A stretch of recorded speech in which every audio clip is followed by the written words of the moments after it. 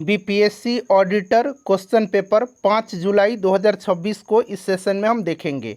Hello friends, welcome to the success Kendra. Friends देखिए, आज इस सेशन में हम लोग BPSC auditor question paper answer की 5 जुलाई 2026 को हम लोग डिस्कस करेंगे। जो लोग भी 72वीं बीपीएससी और बीपीएससी एईडीओ देने वाले हैं उनके लिए बड़ा इंपॉर्टेंट है। देख लीजिए कि बीपीएससी अब किस तरह का क्वेश्चन जो है पूछ रहा है। चलिए स्टार्ट करते हैं। एक बार सभी लोग प्लीज़ पहले इसको लाइक कर दीजिए और जब कंप्लीट देख लीजिएगा, पूरा देख लीजिएगा, तो एक ग्रुप में इसको ज़रूर ही शेयर कर दीजिएगा। तो चलिए अब हम लोग स्टार्ट करते हैं आज का सेशन। तो फ्रेंड्स देखिए, जैसे मैंने आपको बताया है कि आज हम लोग बीपीएससी ऑडिटर 5 जुलाई 2026 क्वेश्चन पेपर आंसर की को देखेंगे। और देखिए, बीपीएससी ऑडिटर 5 जुलाई 2026 का ये ओरिजिनल क्वेश्चन पेपर है। चलिए फ्रेंड्स स्टार्ट करते हैं। एक बार सभी लोग प्लीज़ पहले सेशन को लाइक कर दीजिए और जब इसको कंप्लीट देख लीजिएगा, पूरा देख लीजिएगा, तो कम से कम एक ग्रुप में इसको ज़रूर शेयर कर दीजिएगा। और देखिए, बीपीएससी ऑडिटर के एग्ज़ाम में इकोनॉमिक्स के प्रश्न जो है थोड़ा सा ज़्यादा पूछा जाता है, तो आप घबराइएगा मत। और हमारा मेन मकसद जो है science, current affairs, history, polity, geography पर आने वाला है। चलिए देखिए, इस तरह के प्रश्न जो है काफ़ी पूछे गए हैं। पहला प्रश्न पढ़िए कि निम्नलिखित कथनों पर विचार कीजिए। यहाँ पर आप देख सकते हैं 3 कथन दिया गया है और आपसे पूछा जा रहा है कि इनमें से कौन सा कथन जो है सही है। चलिए एक एक करके पढ़ते हैं हम लोग। देखिए, राजकोषीय घाटा वित्त वर्ष 2021 में जीडीपी के 9.2% से घटकर वित्त वर्ष 2025 तक 5% से नीचे आ गया है। जी हाँ, बिल्कुल जो है आपको याद होगा कि राजकोषीय घाटा यानी कि फिजिकल डिफिसिट जो है आपका 9.2% से घट करके वित्त वर्ष 2024-25 में 4.8 और वित्त वर्ष 2025-26 में 4.4% तक जो है नीचे आया है। तो ये स्टेटमेंट तो आपका सही हो जाएगा। उसके बाद देखिए, वित्त वर्ष 2026 के लिए राजकोषीय घाटे का लक्ष्य सकल घरेलू उत्पाद जीडीपी के 2% पर निर्धारित किया गया है। ठीक है ना, तो ये वाला आपका गलत हो जाएगा। उसके बाद देखिए, सकल घरेलू उत्पाद के अनुपात में राजस्व घाटा वित्त वर्ष 2026 में वित्त वर्ष 2009 के बाद अपने सबसे निचले स्तर पर पहुंच गया है। बिल्कुल, वित्त वर्ष 2026 में भारत का राजस्व घाटा यानी कि जो आपका रेवेन्यू डेफिसिट है सकल घरेलू उत्पाद के अनुपात में गिर करके मात्र 0.8% के अपने सबसे निचले स्तर पर पहुंच गया है। तो इस प्रकार से देखा जाए तो पहला और तीसरा राइट आंसर होना चाहिए। ठीक है। उसके बाद देखिए, ये प्रश्न पूछा गया है कि जून 2025 में विश्व बैंक ने अंतर्राष्ट्रीय गरीबी रेखा को संशोधित करके कितना कर दिया है। तो देखिए, ये कर दिया गया है कितना, तो ये कर दिया है संशोधित करके यानी कि 2.15 अमेरिकी डॉलर से जो है बढ़ा करके इसको कर दिया गया है 3 अमेरिकी डॉलर। तो यहाँ पर देखिएगा 3 हो जाएगा, ऑप्शन नंबर सी यहाँ पर करेक्ट आंसर हो जाएगा। ठीक है। चलिए उसके बाद देखिए फ्रेंड्स, इस तरह के प्रश्न जो है काफ़ी पूछे गए हैं और जैसे मैंने आपको बताया है कि हमारा मेन मकसद जो है ना science, current affairs, polity, geography, history in सब पर है। ठीक है। यहाँ पर देखिए, स्वामित्व पहल का मुख्य उद्देश्य पूछा है। तो स्वामित्व पहल जो है ना, स्वामित्व योजना, इसका मुख्य उद्देश्य ड्रोन जैसी आधुनिक तकनीकों का उपयोग करके ग्रामीण भारत में आवासीय संपत्तियों का स्पष्ट कानूनी स्वामित्व प्रदान करना। तो यहाँ पर देखिए, ड्रोन आधारित मानचित्रण के माध्यम से भूमि स्वामित्व अभिलेख उपलब्ध कराना ग्रामीण क्षेत्रों में, ऑप्शन ए करेक्ट आंसर हो जाएगा। ठीक है। चलिए, तो इस तरह के प्रश्न यहाँ पर जो है काफ़ी पूछे गए हैं। ये देखिएगा, योजना पूछा गया है, मिलान करना है। तो देखिए, ये कुटुंबश्री योजना जो है ना, ये केरला का है। ठीक है ना। तो इस प्रकार से जैसे ही आप देखेंगे पहला ऑप्शन ये वाला ठीक हो जाएगा आपका। ठीक है ना। ये वाला महाराष्ट्र का जो हो जाएगा आपका, इसमें से सहभागी सिंचाई प्रबंधन, केरल का कुटुंबश्री और हरियाणा का ग्रामीण प्रौद्योगिकी कार्य समूह। ठीक है। चलिए उसके बाद देखिएगा, यहाँ पर देखिए, वित्त वर्ष 2022 से वित्त वर्ष 2026 तक भारत सरकार द्वारा पूंजीगत व्यय में प्रतिशत वृद्धि निम्न में से किसके सबसे निकट है। ठीक है। तो ये हो जाएगा ऑप्शन डी। इस तरह के प्रश्न जो है ना ज़्यादा पूछे गए हैं इकोनॉमिक्स के। जैसे मैंने आपको बताया भी है कि यहाँ पर इकोनॉमिक्स के प्रश्न जो है थोड़ा सा ज़्यादा पूछा जाता है। ठीक है। तो ये सब इकोनॉमिक्स के प्रश्न यहाँ पर पूछे गए हैं फ्रेंड्स। ठीक है। चलिए उसके बाद में हम लोग आ जाते हैं यहाँ पर जो आपका पॉलिटी वाला सेक्शन है। वहाँ पर देखिए, ये वाला क्वेश्चन देख लीजिए, बिहार से रिलेटेड है कि बिहार के निम्नलिखित में से किस उत्पाद को भौगोलिक संकेत यानी कि जीआई टैग प्रदान किया गया है। तो अभी आपको रिसेंटली जो है जीआई टैग दिया गया है, याद रखिएगा आप लोग, बावन बूटी साड़ी। ठीक है ना। पत्थर कट्टी जो आपका शिल्प है गया का, और 52 बूटी साड़ी और फैब्रिक नालंदा का है। पीड़िया पेंटिंग, ये भोजपुर का है, याद रखिएगा। इसमें से ये फुलकरी कढ़ाई हटा दीजिए तो मिथिला मखाना, शाही लीची और कतरनी चावल को जीआई टैग दिया गया है। ठीक है, तो ये सब प्रश्न पूछा गया है इकोनॉमिक्स वाला। चलिए यहाँ पर आइए, अब 21 नंबर क्वेश्चन से 20 प्रश्न जो है यहाँ पर एक तरह से कहेंगे तो इकोनॉमिक्स से रिलेटेड था। ये वाला प्रश्न देखिएगा कि संविधान संशोधन प्रस्तावित करने वाली एक निजी सदस्य की विधेयक, ध्यान दीजिएगा, एक निजी सदस्य की विधेयक के लिए निम्नलिखित में से क्या आवश्यक है। तो देखिए ये एक निजी सदस्य की विधेयक के लिए क्या आवश्यक है, तो यहाँ पर आप देखेंगे विशेष बहुमत तथा राज्यों द्वारा अनुमोदन। यहाँ पर ये वाला करेक्ट आंसर हो जाएगा ऑप्शन नंबर सी। ठीक है फ्रेंड्स, इसको आप ध्यान रखिएगा। क्लियर। चलिए उसके बाद देखिए अगला प्रश्न है कि निम्नलिखित कथनों में से कौन सा भारत के महान न्यायवादी और महान न्यायाधिकर्ता यानी कि सॉलिसिटर जनरल के बीच के अंतर को सही रूप से स्पष्ट करता है। तो देखिए जो अटॉर्नी जनरल है और ये सॉलिसिटर जनरल है, तो ये जो होता है आपका अटॉर्नी जनरल यानी कि महान न्यायवादी भारत का प्रथम विधि अधिकारी होता है, बिल्कुल, और जो आपका महान्यायाधिकर्ता है ये दूसरा होता है। ऑप्शन बी यहाँ पर राइट आंसर हो जाएगा। बाकी ऑप्शन भी फ्रेंड्स आप देख लीजिए। ठीक है, उसके बाद देखिए भारत में न्यायिक स्वतंत्रता मुख्यतः निम्नलिखित में से किससे संरक्षित होती है, बताइए। तो देखिए इसमें से सभी होगा। अवमानना की शक्तियाँ, किससे? अवमानना की शक्तियाँ, निश्चित सेवा शर्त, कार्यकाल की सुरक्षा, ये सब होता है, ध्यान रखिए। अब देखिए कार्यकाल की अगर सुरक्षा की बात करते हैं तो देखिए सर्वोच्च न्यायालय और उच्च न्यायालय के न्यायाधीशों को क्रमशः अनुच्छेद 124 और अनुच्छेद 217 के अंतर्गत जो है कार्यकाल का सुरक्षा प्राप्त है।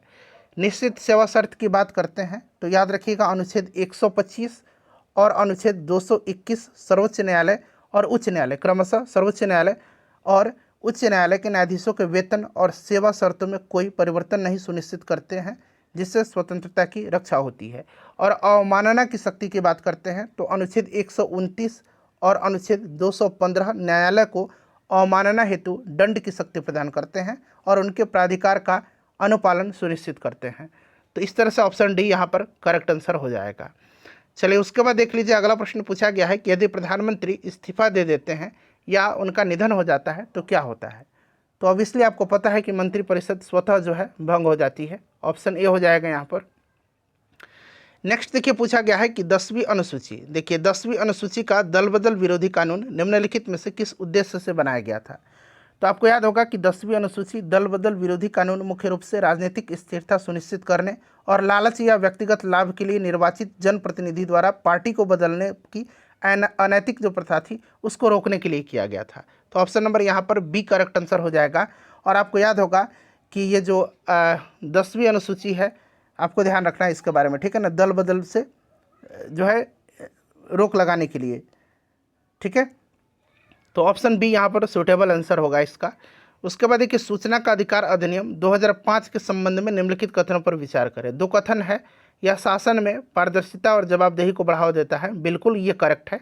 और यह केवल केंद्र सरकार की संस्थाओं पर लागू होता है, जी नहीं, ये केवल केंद्र सरकार की नहीं राज्य सरकार पर भी लागू होता है। तो ये वाला स्टेटमेंट गलत हो गया, पहला केवल यहाँ पर आपका सही है।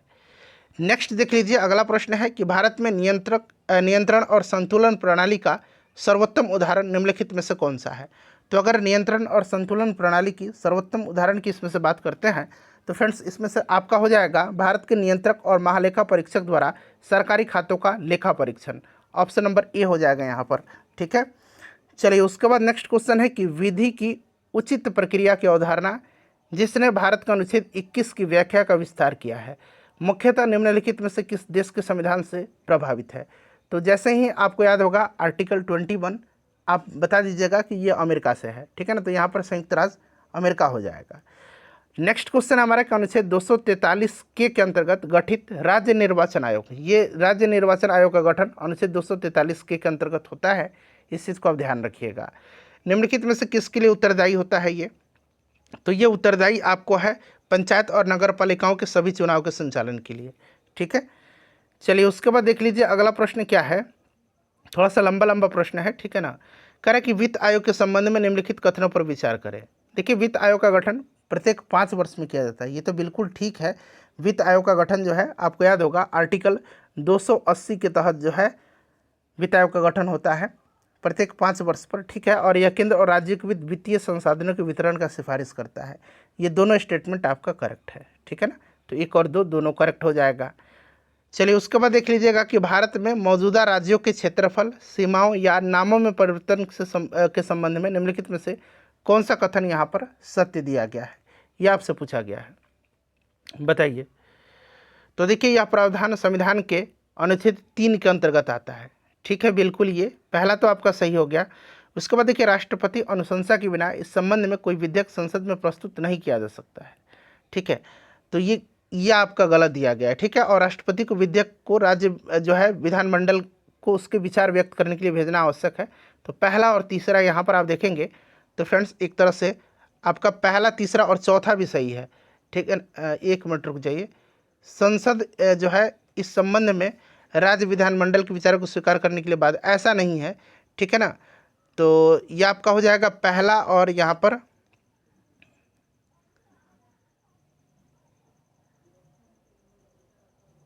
पहला, दूसरा, तीसरा सही है इसमें से। ठीक है, पहला, दूसरा, तीसरा सही है मेरे हिसाब से। पहला, दूसरा और तीसरा आपका यहाँ पर करेक्ट हो जाएगा। ठीक है, यहाँ पर देखिएगा फिर से एक बार कि ये तो क्लियर है, ये तो सही है। राष्ट्रपति का अनुशंसा के बिना इस संबंध में कोई विधेयक संसद में प्रस्तुत नहीं किया जा सकता।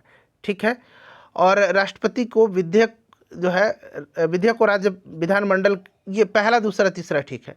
ठीक है, चलिए उसके बाद देखिएगा कि भारत के नियंत्रक और मालिका परीक्षक के बारे में निम्नलिखित में से कौन सा कथन यहाँ पर सत्य दिया गया है। तो देखिए नियंत्रक और मालिका परीक्षक की नियुक्ति भारत के राष्ट्रपति के द्वारा की जाती है, ये तो ठीक है। ठीक है ना, तो पहला तो ऑलरेडी ठीक है आपका, और ये वाला गलत हो जाएगा, और ये सही है। नियंत्रक और मालिका परीक्षक को केवल सर्वोच्च न्यायालय के न्यायाधीश के समान तरीके और आधार पर ही पद से हटाया जाता है। पहला और तीसरा इसमें आपका करेक्ट दिया गया है ऑप्शन नंबर ए में। ठीक है, चलिए उसके बाद देखिएगा कि संसद संविधान के किसी भी भाग में संशोधन कर सकती है जिसमें भाग 3 भी शामिल है। ठीक है, लेकिन यह संविधान की मूल संरचना को नष्ट नहीं कर सकती है। बिल्कुल जो है ये आपका ठीक है। केशवानंद भारती वाला जो आपको वाद है इसमें याद होगा, कर सकती है बट मूल संरचना में जो है नष्ट उसको नहीं कर सकती है। सर्वोच्च न्यायालय ने गोलकनाथ मामले में यह माना था कि संसद भाग 3 में संशोधन नहीं कर सकती है। ठीक है, दोनों यहाँ पर आपका करेक्ट है। ठीक है ना, दोनों आपका करेक्ट है। तो ये वाला होगा, ए और आर दोनों सत्य है, लेकिन सही स्पष्टीकरण तो इसमें से कुछ क्लियर नहीं हो रहा है, लेकिन सत्य दोनों है। चलिए उसके बाद देख लीजिएगा अगला क्या है कि निम्नलिखित में से कौन मौलिक अधिकारों पर सलाहकार समिति के अध्यक्ष थे। तो ये सरदार वल्लभ भाई पटेल थे। ठीक है, जो आपका advisory committee on fundamental rights and minorities था, इसमें सरदार वल्लभ भाई पटेल इसके अध्यक्ष थे। ठीक है, चलिए निम्नलिखित में से देखिए कौन कौन भारतीय संविधान के अंतर्गत मौलिक कर्तव्य में शामिल है। तो इसमें से आप देखेंगे तो सभी के सभी शामिल हैं। ठीक है ना, सभी के सभी शामिल हैं, यहाँ पर आप देख लीजिएगा। तो इस प्रकार से देखा जाए तो आपका उपरिक्त सभी हो जाएगा इसमें से। ठीक है, चलिए उसके बाद अगला प्रश्न है हमारा कि शांति अधिनियम 2025 किससे संबंधित है। तो शांति अधिनियम जो है ना ये संबंधित है आपका किससे, परमाणु ऊर्जा क्षेत्र से। तो यहाँ पर देखिए आणविक ऊर्जा क्षेत्र दिया गया है।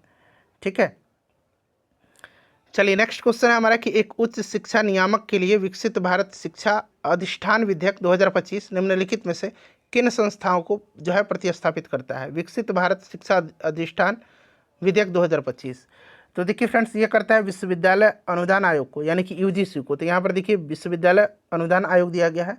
उसके बाद AICTE जो अखिल भारतीय तकनीकी शिक्षा परिषद है इसको करता है, और जो आपका NCTE है राष्ट्रीय शिक्षक शिक्षा परिषद इसको करता है। तो इस प्रकार से ऑप्शन नंबर ए याद रखिएगा।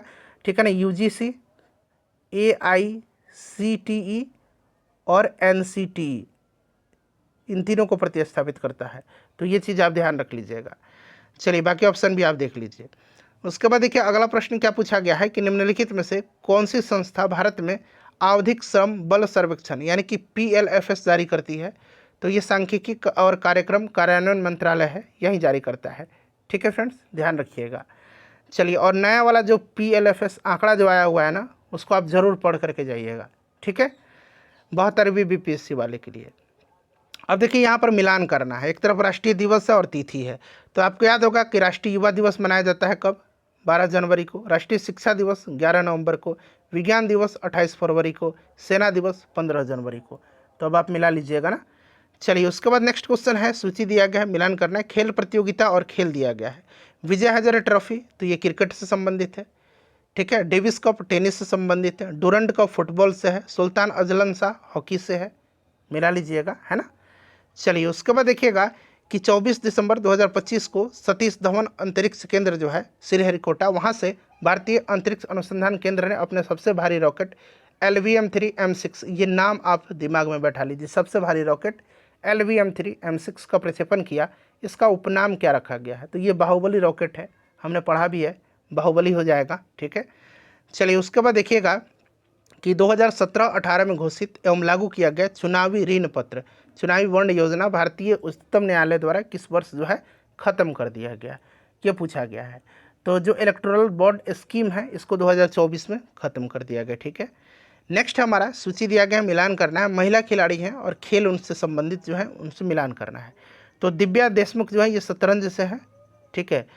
उसके बाद देखिए अगला अगर हम देखेंगे तो सुरुचि फोगाट जो है ये निशानेबाजी से है। तो यहाँ पर देखिए दिया गया अंकिता भगत जो है ये किससे हो जाएगा? तो ये आपका तिरंगबाजी से हो जाएंगे। और अमित पंघल ये कुश्ती के खिलाड़ी है ना, रेसलर हैं ये। तो इस तरह से मिलान सही है, अब मिला लीजिएगा आप। चलिए उसके बाद देखिएगा कि कौन सा कथन इसमें से सही है। देखिए 3-4 कथन यहाँ पर दिए गए, चारों सही है। पहले मैं आपको बता दूं ताकि आपका कन्फ्यूजन दूर हो जाए। माधव गौडगिल पर्यावरण विज्ञान से संबंधित है। कस्तूरी रंजन ये इसरो के जो है चेयरपर्सन रहे, आपको याद होगा। राजगोपाल चिदम्बरम नाभिकीय विज्ञान से संबंधित है। और ओवैद सिद्दीकी जैव विज्ञान से संबंधित, चारों के चारों सही हैं, है ना। तो 1 2 3 4 हो जाएगा। नेक्स्ट देखिएगा अगला है कि भारत का राष्ट्रीय पंचांग कौन सा सही नहीं है। पहले ध्यान से क्वेश्चन को पढ़िए, पूछा गया है कि कौन सा इसमें से सही नहीं है, ठीक है। राष्ट्रीय पंचांग शक संवत पर आधारित है, ये सही है। राष्ट्रीय पंचांग चैत्र को प्रथम माह में अपनाता है, सही है। राष्ट्रीय पंचांग को 26 नवंबर 1949 को आधिकारिक रूप से अपनाया गया था, नहीं, इसको जो है 1957 में अपनाया गया था। तो ये वाला तो गलत हो गया। और राष्ट्रीय पंचांग सूर्य आधारित पंचांग है, सही है। तो गलत उत्तर चुनना है। तो इसमें से गलत उत्तर आपका कौन सा हो जाएगा? 3 हो जाएगा, है ना। तो यहाँ पर देखिए केवल 3। चलिए उसके बाद देखिए कि भारत में जो है CDS का पोस्ट यानी कि जो चीफ ऑफ डिफेंस स्टाफ है उसका पद किस वर्ष सृजित किया गया था? 2019 में, ठीक है। चलिए बिहार सरकार में खेल मंत्री श्रेयसी सिंह खेलों के किस वर्ग से संबंधित है? तो श्रेयसी सिंह संबंधित किससे हैं? निशानेबाजी से, है ना, निशानेबाजी हो जाएगा। चलिए उसके बाद देखिए बंधु बिहारी नामक पुस्तक के रचयिता कौन है? तो ये आपके हैं शंकरसन ठाकुर, ध्यान रखिएगा। कौन? बंधु बिहारी नामक पुस्तक के रचयिता शंकरसन ठाकुर हैं, ध्यान रखिएगा, ठीक है। चलिए उसके बाद देखिए अगला प्रश्न है कि बिहार में बलिराजगढ़ जो मधुबनी में है, जफरडीह नालंदा में है और कोल्हुआ वैशाली में है, ये किस लिए प्रसिद्ध है? तो ये पुरातात्विक सर्वेक्षण के उत्खनन स्थल हैं ये, ठीक है। तो ऑप्शन बी हो जाएगा यहाँ पर राइट आंसर। देखिए हॉर्मुज जलडमरू मध्य जोड़ता है। तो हॉर्मुज जो है ना ये जोड़ता है, बताइए, फारस की खाड़ी यानी कि पर्शियन गल्फ को ओमान की खाड़ी और अरब सागर से। फारस की खाड़ी, ओमान की खाड़ी और अरब सागर से, ठीक है। चलिए उसके बाद देखिए नेपाल के नवनिर्वाचित प्रधानमंत्री हैं बालेंद्र शाह, ये किस राजनीतिक दल से संबंधित है? तो ये संबंधित है आपके RSP से, शॉर्ट में RSP है, फुल फॉर्म राष्ट्रीय स्वतंत्र पार्टी है ये, ठीक है, ध्यान रखिएगा। चलिए उसके बाद देखिएगा कि भारत में नव युवतियों के लिए ह्यूमन पॉपिलोमा वायरस HPV जो है HPV, ये टीकाकरण किस प्रकार के कैंसर को खत्म करने के लिए शुरू किया गया है? तो ये जो है आपका गर्भाशय ग्रीवा कैंसर को, यानी कि जो आपका सर्वाइकल कैंसर है, आपको याद होगा, उसी को ख़त्म करने के लिए, ठीक है। चलिए उसके बाद देखिएगा नेक्स्ट क्वेश्चन है हमारा कि भारत का पहला सेमीकंडक्टर संयंत्र किस स्थान पर जो है स्थित है? तो फ्रेंड्स ये जो है सानंद में है, गुजरात में, ठीक है। तो यहाँ पर आपका सानंद हो जाएगा, सानंद हो जाएगा, ठीक है। देश का पहला सेमीकंडक्टर जो आपका ATPM संयंत्र जो है ये गुजरात के सानंद में है। चलिए उसके बाद देखिए महिला आरक्षण अधिनियम 2023 106वां संवैधानिक संशोधन है अधिनियम। ये लोकसभा में और विधानसभाओं में महिलाओं के लिए 33% सीट आरक्षित करने के लिए अधिदेश करता है, ठीक है। इसका नामकरण क्या है? तो बहुत ईजी है, नारी शक्ति वंदन अधिनियम, आपको याद होगा, ठीक है। चलिए उसके बाद देखिए अब देखिए भारत के संसदीय इतिहास में लोकसभा अध्यक्ष को हटाने का प्रस्ताव किन के विरुद्ध लाया गया था? तो यहाँ पर ध्यान दीजिए, 4 नाम मैं बता रहा हूँ, याद रखिएगा। जीबी मावलंकर, पहले ऑप्शन देख लीजिएगा, ये वाला सही हो जाएगा, जीबी मावलंकर, ठीक है, सरदार हुकुम सिंह, बलराम जाखड़ और Om Birla. Option D correct होगा, ठीक है। चलिए उसके बाद देखिएगा कि निम्नलिखित में से कौन हाफिज रहमत खान संबंधित है? तो ये जो है आपके संबंधित है रोहिलखंड राज्य से, ठीक है ना, उत्तर पश्चिम भारत के रोहिलखंड राज्य से संबंधित थे और ये 1749 से 1774 तक इस राज्य के ये रेजिमेंट रहे थे, ठीक है, यानी कि ये शासक रहे थे, एक तरह से रेजिडेंट रहे थे ये। तो रोहिला का रोहिलखंड याद रखिएगा आप। देखिएगा कि निम्नलिखित में से किससे सूर्यास्त यानी कि सनसेट का विधि नियम संबंधित है? तो सनसेट का जो विधि नियम है आपको याद होगा, ये स्थायी बंदोबस्त से, परमानेंट सेटलमेंट से संबंधित है, जिसको 1793 में लॉर्ड कॉर्नवालिस के द्वारा बिहार, बंगाल और उड़ीसा में लागू किया गया था। जमींदारी प्रथा से ये संबंधित है ना। देखिए निम्नलिखित में से किस ब्रिटिश गवर्नर जनरल ने युद्ध, अधिक युद्ध और आगे भी युद्ध की नीति का अनुसरण किया था? तो जो आपका एग्रेसिव एक्सपेंशन जो है ना, फॉरवर्ड पॉलिसी, ये वेलेजली ने किया था। तो यहाँ पर देखिए वेलेजली दिया गया, वेलेजली हो जाएगा। नेक्स्ट देखिएगा कि 1888 ईस्वी में किसने द यूनाइटेड पैट्रियोटिक एसोसिएशन की स्थापना किया था? हिस्ट्री का क्वेश्चन इंपॉर्टेंट रहने वाला है। सर सैयद अहमद खान और एक और नाम याद रखिएगा आप, शिव प्रसाद सिंह, इन दोनों ने किया था 1888 में यूनाइटेड पैट्रियोटिक एसोसिएशन की स्थापना। कब? 1888 में। किसकी? The United patriotic association. किसने?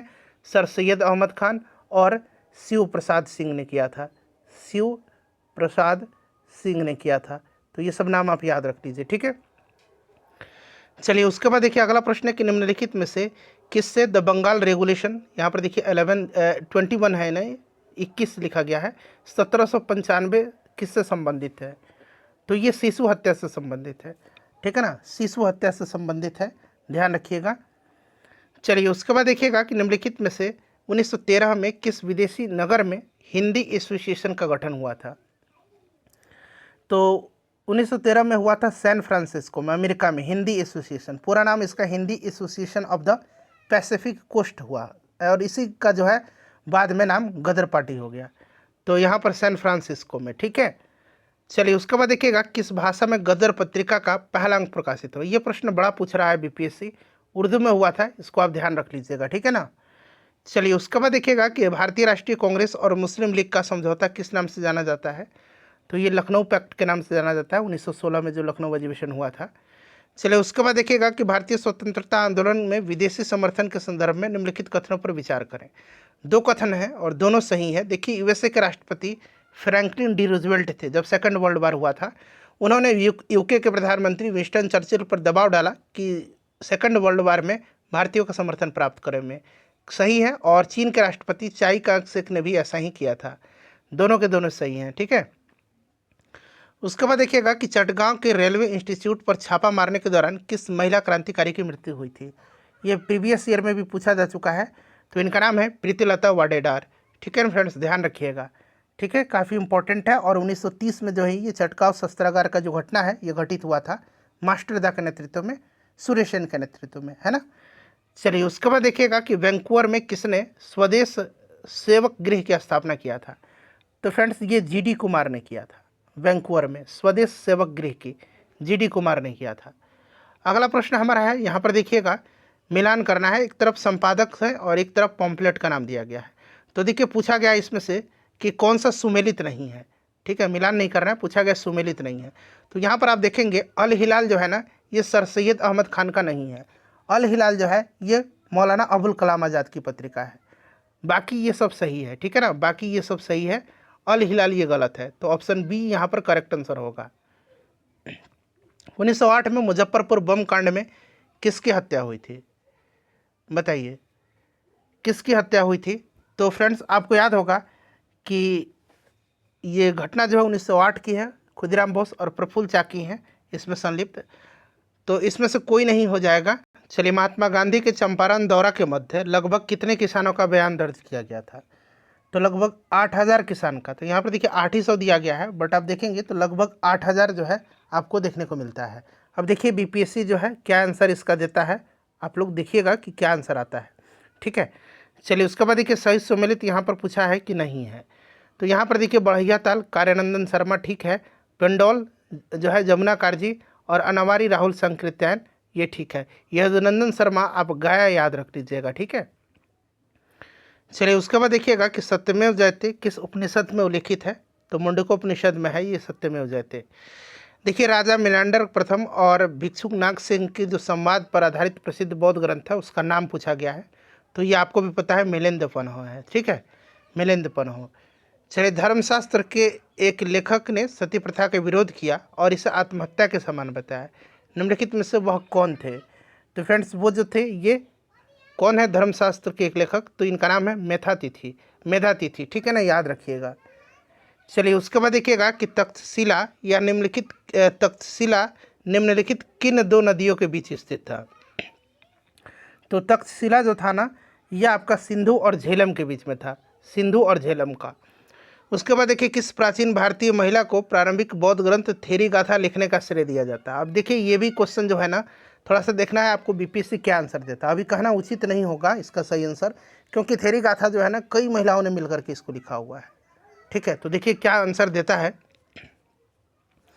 उसके बाद देखिए प्रसिद्ध कवि अमीर खुसरो निम्नलिखित में से किसके समकालीन, सबके समकालीन थे सिवाय किसके, यानी कि किसके समकालीन नहीं थे?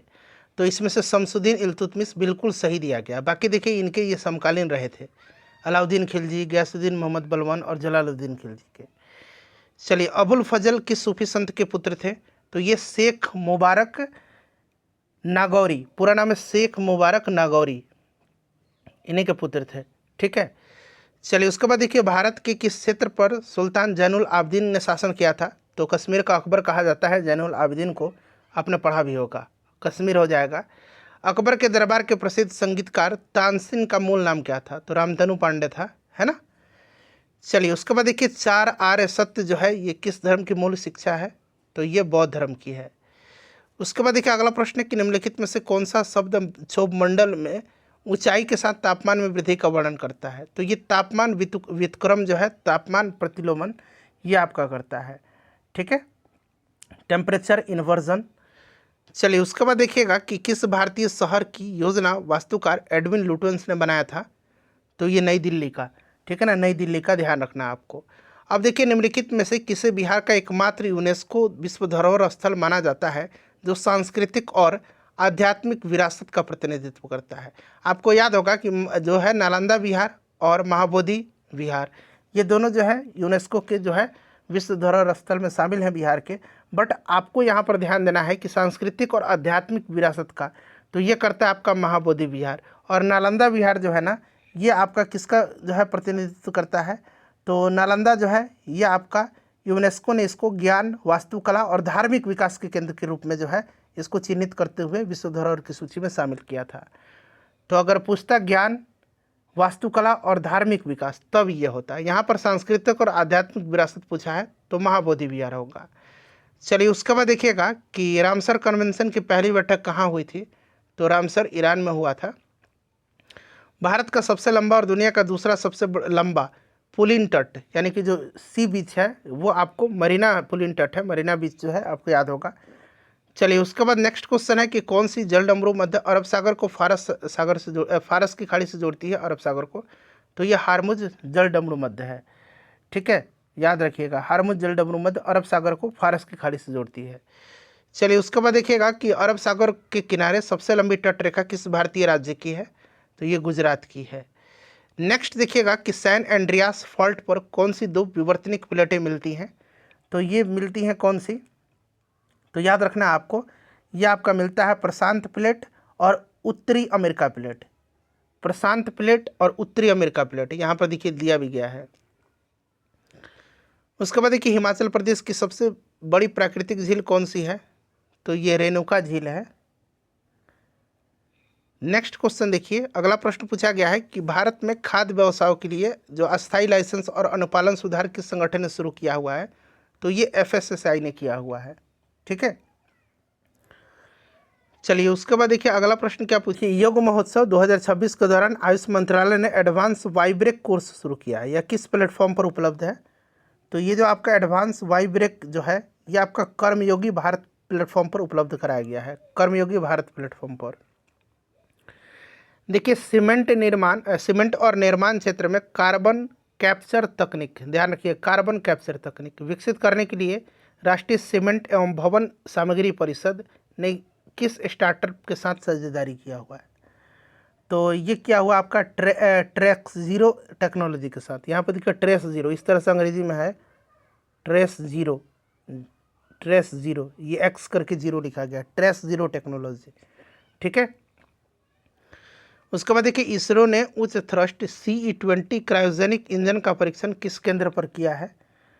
तो ये जो है आपका तमिलनाडु में के महेंद्रगिरी पर है, इसरो का प्रणोदर परिसर वहीं पर किया है। इसरो का प्रोपल्सन कॉम्प्लेक्स महेंद्रगिरी में तमिलनाडु में वहीं पर किया हुआ है, ठीक है, ऑप्शन सी हो जाएगा। उसके बाद देखिए भारतीय रेलवे ने बाजवा अहमदाबाद खंड पर स्वदेशी सुरक्षा प्रणाली कवच का कौन सा संस्करण चालू किया हुआ है? तो ये 4.0 चालू किया हुआ है ना। देखिए दिसंबर 2025 तक पूरे भारत में कितनी वंदे भारत ट्रेनें चालू थी? तो फ्रेंड्स ये थी आपका 164, ठीक है। नेक्स्ट है हमारा कि डिजिटल इंडिया भूमि अभिलेख आधुनिकीकरण कार्यक्रम के अंतर्गत लैंड स्टैक पायलट परियोजना किन 2 क्षेत्रों में शुरू किया गया है? तो फ्रेंड्स ये किया गया है केंद्र शासित प्रदेश चंडीगढ़ और तमिलनाडु में। तो यहाँ पर देखिए चंडीगढ़ और तमिलनाडु, ये हो जाएगा आपका ऑप्शन नंबर डी। उसके बाद देखिएगा कि निम्नलिखित में से कौन सा विश्व का सबसे अधिक उपयोग किया जाने वाला अंतर्देशीय जलमार्ग है? तो यह आपका हो जाएगा राइन मार्ग, है ना। नेक्स्ट हमारा कि दुनिया का सबसे व्यस्त समुद्री मार्ग कौन सा है? तो जो है सबसे समुद्री मार्ग जो है ना, ये आपका कौन सा है? उत्तरी अटलांटिक समुद्री मार्ग, ठीक है। उसके बाद देखिए UNEP यानी कि जो आपका संयुक्त राष्ट्र पर्यावरण कार्यक्रम है, इसके अनुसार अर्ध शुष्क क्षेत्रों के लिए शुष्कता सूचकांक क्या है? तो ये 0.20 से 0.50 के बीच में है, ठीक है। देखिए कावेरी नदी डेल्टा में चिकने चमड़ी वाले उद्भिलाव के संरक्षण के लिए किस राज्य सरकार ने पहल शुरू किया हुआ है? तो ये तमिलनाडु सरकार ने शुरू किया हुआ है, ठीक है ना। जो आपका कावेरी डेल्टा में स्मूथ कोटेड ओटर जो है, इन्हीं के संरक्षण के लिए। चलिए उसके बाद देखिएगा अगला प्रश्न है हमारा कि निम्नलिखित में से कौन से युग्म द्रव कहलाता है? अब ये साइंस से स्टार्ट हो रहा है, तो इसमें से जल और ऑक्सीजन गैस हो जाएगा, ऑप्शन नंबर बी।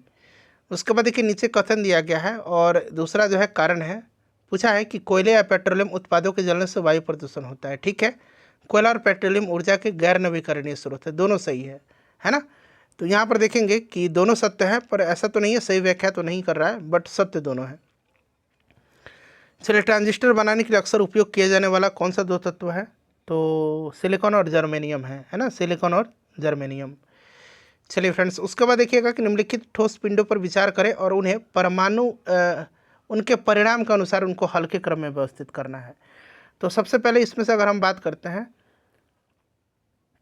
तो इसमें से आपका हल्के क्रम में व्यवस्थित करने की सबसे भारी, तो सबसे भारी इसमें से आपका पृथ्वी का कुल द्रव्यमान हो जाएगा, यानी कि पहला आपका हो जाएगा। उसके बाद पृथ्वी पर मौजूद कुल ठोस पदार्थ का द्रव्यमान हो जाएगा।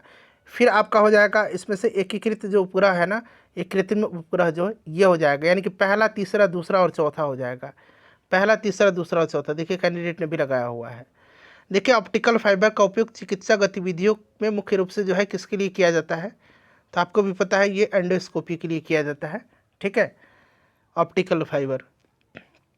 उसके बाद देखिए दूरी की निम्नलिखित इकाइयों पर विचार करें और उनके परिमाण में छोटे से बड़े क्रम में व्यवस्थित करना है, छोटे से बड़े क्रम में। तो सबसे पहले तो यहाँ पर आपका हो जाएगा पिकोमीटर, 10⁻⁻20 मीटर होता है ना, पिको का 10⁻⁻20 मीटर। फिर उसके बाद आपका माइक्रोमीटर हो जाएगा, माइक्रोमीटर 10⁻⁻6 मिलीमीटर हो जाएगा आपका। उसके बाद नैनोमीटर हो जाएगा, सॉरी नैनोमीटर कितना हो जाएगा आपका? तो 10⁻⁹ और ये मिलीमीटर हो जाएगा आपका 10⁻3। तो ये क्रम मैंने बताया है, ठीक है, ध्यान रख लीजिएगा आप। सबसे पहले पिकोमीटर हो जाएगा, उसके बाद हो जाएगा आपका पिकोमीटर के बाद माइक्रोमीटर, ठीक है। चलिए उसके बाद देख लीजिए बैरोमीटर के तापमान में अचानक गिरावट क्या दर्शाता है? तो तूफान वगैरह का है, तूफानी मौसम का, ऑप्शन डी। नेक्स्ट देखिए दिया गया है कि एक पासा मतलब कैसा होगा? पासा कैसा दिखेगा बताइए? एक फुटबॉल कैसा? फुटबॉल गोला की तरह दिखेगा, है ना। न्यू पेंसिल किसकी तरह दिखेगा? किसकी तरह दिखेगा? बेलन की तरह। आइसक्रीम का कोन शंकु की तरह दिखता है और पासा घन की तरह दिखता है ना। तो इसको मिला लीजिएगा अब आप लोग। चलिए उसके बाद देखिएगा कि तांबे के एक ठोस गोले को गर्म करने पर क्या परिवर्तन देखा जाएगा। देखिए गोला का यहाँ पर बात करें तो द्रव्यमान नहीं बदलेगा, बाकी देखिए गोले का त्रिज्या और उसका पृष्ठीय क्षेत्रफल जो है वो परिवर्तित हो जाएगा। तो ये भी दोनों हो जाएगा। उसके बाद देखिए नीचे कथन दिया गया है कि यदि कोई व्यक्ति घड़ी पहने हुए किसी मीनार की चोटी से गिरता है तो मुक्त पतन के दौरान घड़ी सही समय बताती है। बिल्कुल सही है, और इसलिए बताती है क्योंकि गुरुत्वाकर्षण से इसका कोई संबंध नहीं है, इसीलिए घड़ी का कार्य स्प्रिंग की क्रिया पर निर्भर करता है और इसका गुरुत्वाकर्षण से कोई संबंध नहीं है। बिल्कुल दोनों सही हैं और व्याख्या भी ये आपका कर रहा है। ठीक है, चलिए उसके बाद देखिएगा कि निम्नलिखित में से कौन सा, यहाँ पर देखिए ब्रोंस्टेड अम्ल एवं ब्रोंस्टेड क्षार दोनों जैसा कार्य करता है, बताइए।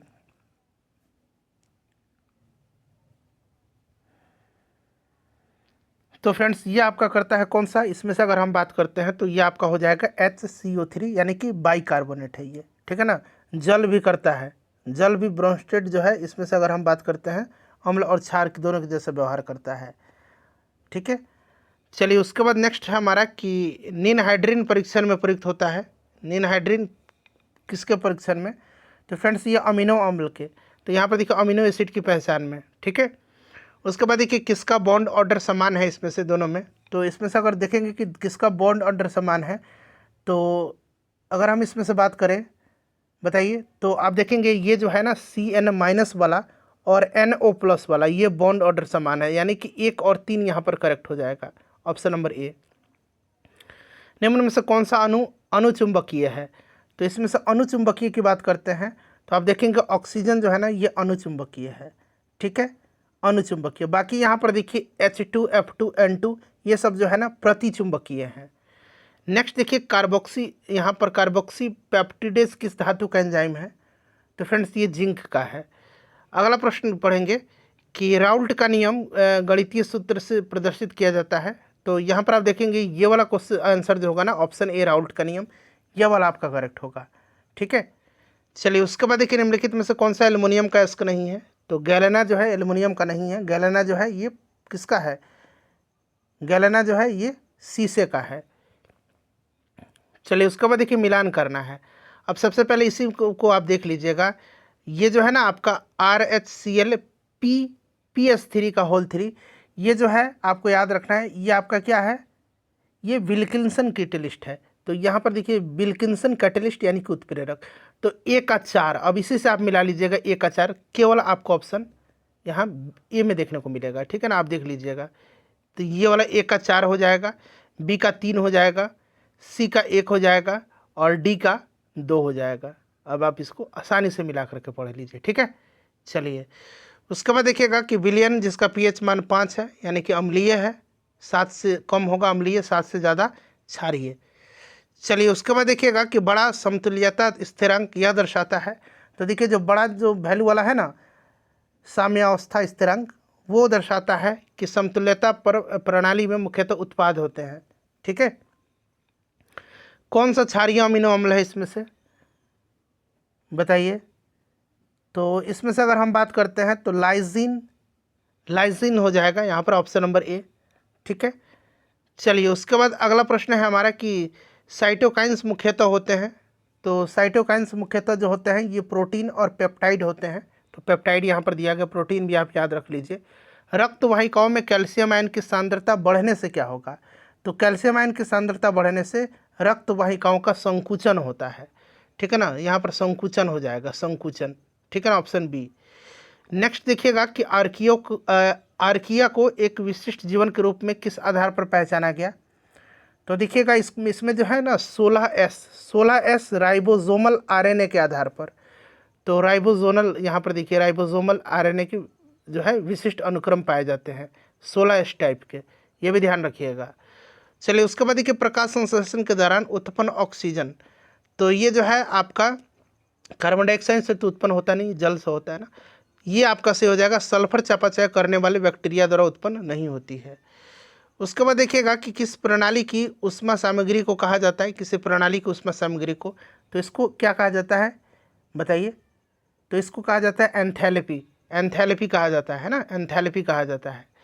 चलिए ये नीचे क्वेश्चन है, प्लाज्मा जो है, प्लाज्मा में निम्नलिखित में से कौन सा महत्वपूर्ण रक्त जमावट घटक होता है, तो इसमें फाइब्रिन होता है प्लाज्मा में। चलिए उसके बाद देखिए MHC अणु मुख्य रूप से किसके लिए जिम्मेदार है। MHC, तो MHC अणु जो है ना ये आपके जिम्मेदार है मुख्य रूप से प्रतिरक्षा प्रणाली, इम्यून सिस्टम के लिए, ठीक है ना, इम्यून सिस्टम के लिए। चलिए उसके बाद देखिएगा अगला प्रश्न क्या है कि पैराक्राइन सिग्नलिंग अणुओं की क्रिया सीमा सीमित होती है क्योंकि पैराक्राइन सिग्नलिंग की क्रिया सीमा सीमित होती है क्योंकि इसके अणु जो होते हैं अत्यधिक अस्थिर यानी कि इनहेरेंटली अनस्टेबल होते हैं, ठीक है ना, और तेज़ी से विकसित होते हैं, अस्थिर भी होते हैं और तेज़ी से ये विघटित भी होते हैं, ठीक है, ऑप्शन बी हो जाएगा। उसके बाद देखिएगा कि स्मूथ मसल में B2, यहाँ पर देखिए B2 एड्रिनर्जिक रिसेप्टर को सक्रिय होने से क्या होता है, तो इसमें जो होता है ना आपका मसल जो होते हैं स्मूथ मसल्स और उसमें शिथिलन और फैलाव होता है। जो स्मूथ मसल होता है चिकनी मांसपेशी उसमें शिथिलन और फैलाव होता है, तो इसमें आपका शिथिलन हो जाएगा, ठीक है, और फैलाव भी होता है, ध्यान रखिए यहाँ पर शिथिलीकरण दिया गया है, ऑप्शन बी हो जाएगा। अब देखिए 131 से लेकर के ना बाकी 185 प्रश्न है इसमें, जैसे BPSC में होता है, इसमें मैथ वगैरह रीजनिंग वगैरह के प्रश्न है, आप लोग देख लीजिएगा, ठीक है ना। फ्रेंड्स लाइक कर दीजिए और इसको प्लीज़ एक ग्रुप में इसको शेयर कर दीजिएगा।